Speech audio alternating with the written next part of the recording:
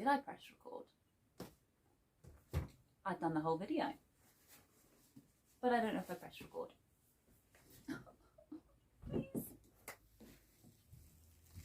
Hi, I'm Charlotte and this is Bookish Mama Blooms.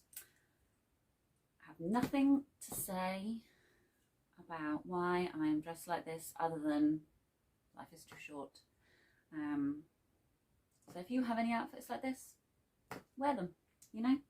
I've got a few things that I've read and bought, and I'm going to sort of whip through them because I'm not doing as many videos as I would like. I had a bit of a gap, then I intended to come back, and then I had got COVID in the summer and I've just not been the same since. Any top long COVID tips would be gratefully received in the comments. I have read maybe one of my books, well, definitely one of my books of the year. It hasn't quite topped another book, but it is right up there. I read Nightbitch by Rachel Yoder. Lots of people have been on at me to read Nightbitch. They said it was right up my street, about a mother of a 2-year-old who basically starts to believe that she's turning into a dog. It's amazing. Essentially it's a metaphor for losing control of your body, losing control of your life, your creativity. It was something I could definitely relate to, and just the prose is amazing. I looked because I just assumed she'd written other things, and I think she's written essays, but she's not, you know, according to the blurb, she's not written a novel or short stories, which I couldn't quite believe. Yeah, I absolutely loved it. It's out in paperback now. Get it. Motherhood plus darkness is kind of, you know, that's what I like, and that's what this book gave. I'm in the process, this is how badly out of order all this is. I'm in the process of reading Such Sharp Teeth. I am here using the dust jacket as a bookmark. I don't know if that's like heresy. Amazing. A werewolf novel. I've read Rachel Harrison's other works. So she wrote Cackle, which I wasn't as fussed on, but was a really nice, gentle read. And The Return, which I loved. I don't know if I read that this year. I think I read it this year. That will be in the top 10 as well. This is just there's nothing wasted. I feel like, I said in my Instagram story that I feel like she maybe was or is a werewolf, because the descriptions of the change, of the way she feels under the moon, they're just amazing. And I feel like there is another slight metaphor going on here for motherhood, although I don't think Rachel Harrison has children, so I don't know whether she's talking about the loss of control of your body, whether this is some kind of big metaphor, maybe even for what's going on in America at the moment. But yeah, I'm here for it even without the metaphor, and hopefully by the end I'll kind of work that bit out as well. This is an enormous book. I love books that look like this. I know that some people get scared, but I'm the opposite. I feel really thrilled when I have a book that is this size, and I get enormously excited to read it. And this one, even from just here, it just smells amazing. Whatever they have used in the glue and the paper of this book, all books should be made of this. This is Our Share of Night by Mariana Enriquez, and this I saw on Sian's channel. In fact, pretty much everything I see on Sian and Bert's channel. I'm not particularly original, and I haven't got very much time to watch BookTube at the minute, so their channel is kind of it for me at the moment. This is set in Argentina, starting sort of in the 70s/80s.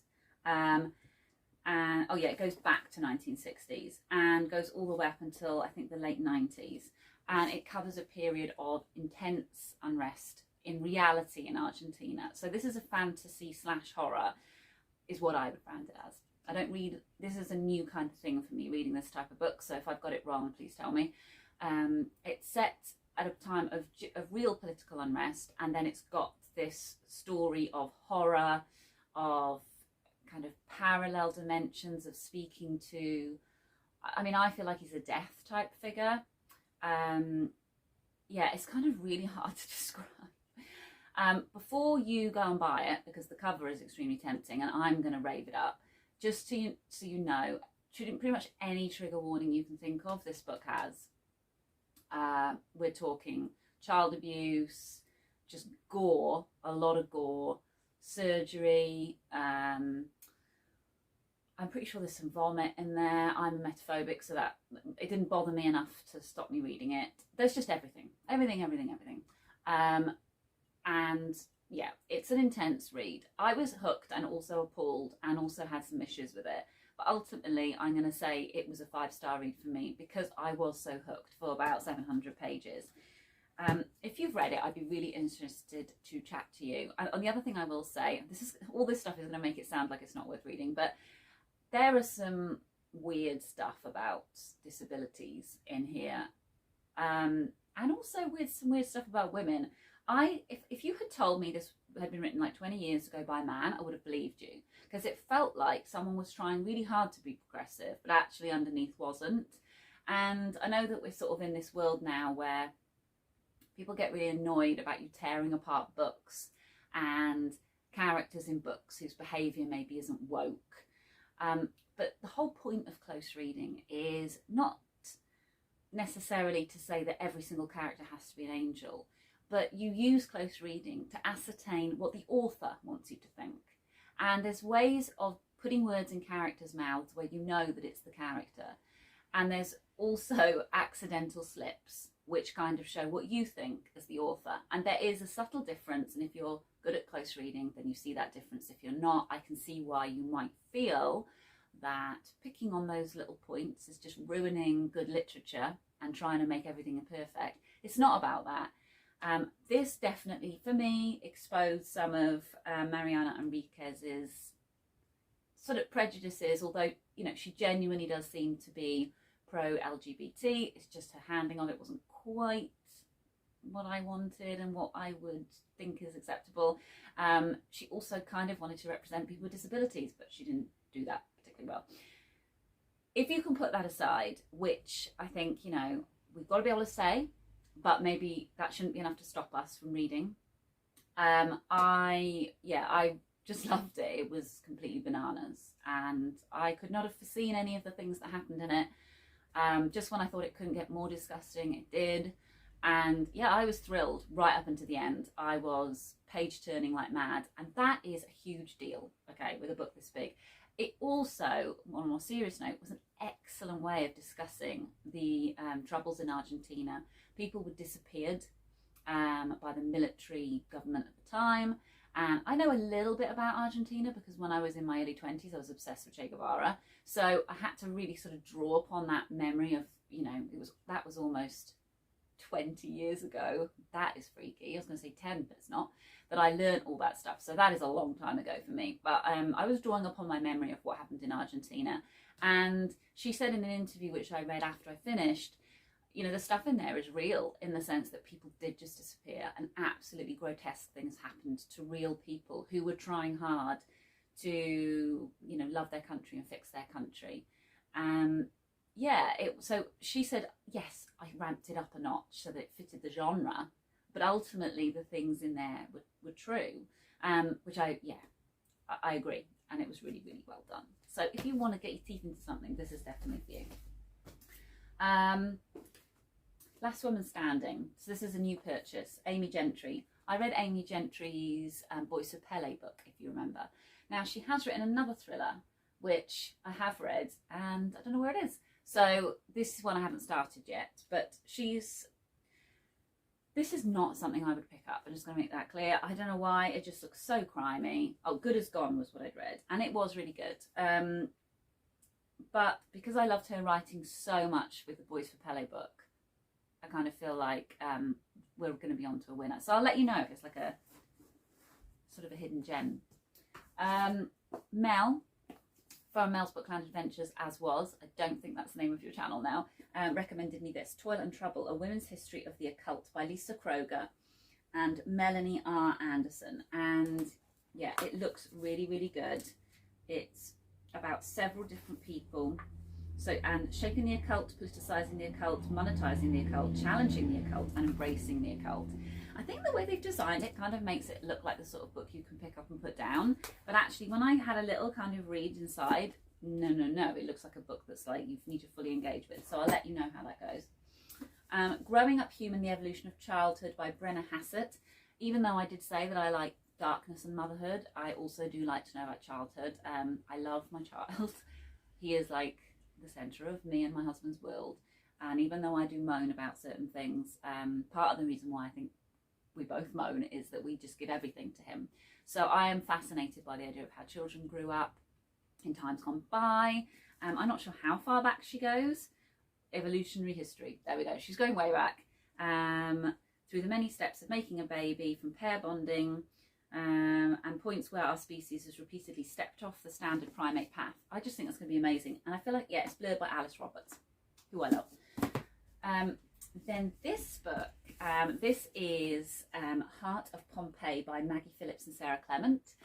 Full disclosure, Sarah is my buddy. So this, I mean, I would have bought it because of her, but it's also sounds really awesome. This is in Pompeii, and it's described by Sarah, gay Romans. I'm there for it. Let me read the back. Okay, so the year is 70 CE in Pompeii, Italy, and highborn Quintus Vistorius is about to break his family's heart when he runs away from home to escape society's obligations that he marry and have children. At the same time, Valens, a sheep farmer from the country, brings his new wife to start a life in the city. Already his life is inexorably wound to Quintus's, whose disappearance has sent shockwaves through the city.